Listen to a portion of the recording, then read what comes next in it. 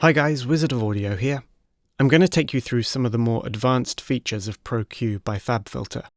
We're going to take a look at implementing dynamic EQ and also how we can process EQ in the mid, side and left-right of the stereo image.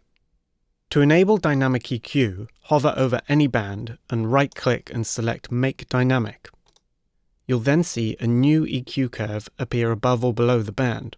By clicking and dragging this curve up or down, you can increase or decrease the amount of compression at this frequency. This can be useful if you have certain frequencies that are just occasionally problematic. If you enable dynamic EQ on a positive, i.e. an additive EQ band such as this one, the immediate effect will be expansion rather than compression. Be aware though that you can still drag that dynamic EQ curve up or down, creating expansion or compression irrespective of whether the band itself is positive or negative. We can also use dynamic EQ to do the job of a de-esser and suppress sibilant vocal sounds with greater accuracy. Let's loop this one line and see what de-essing we might need to do.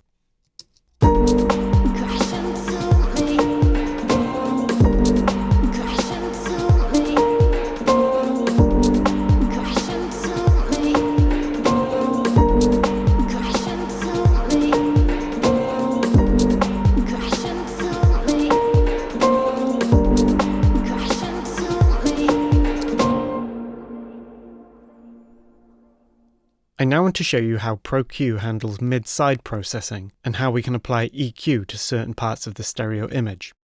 Here I have a new instance of Pro-Q loaded up on my mix bus, and I want to use it to add some top-end air to my mix.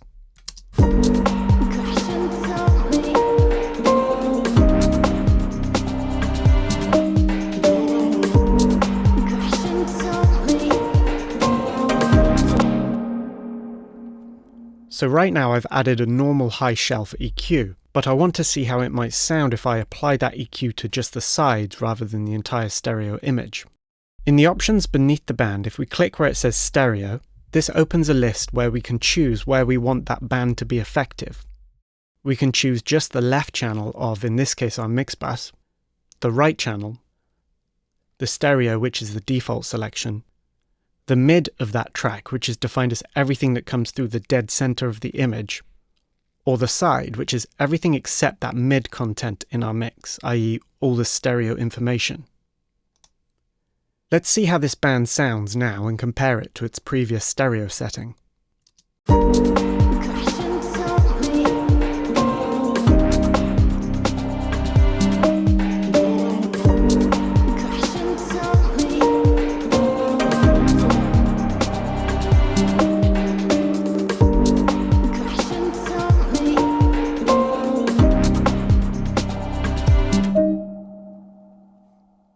I like what the side setting does. It opens things up a bit on top and it makes for a more subtle high shelf altogether.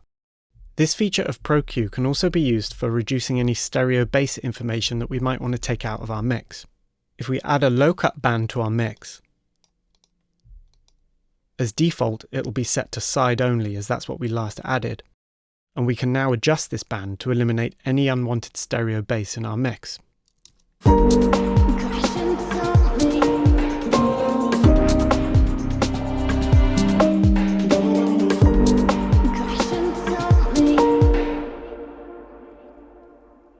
I should say be careful and always check your mono compatibility when using mid-side processing, because if you go too far with it you can create phase issues that can be problematic at mastering.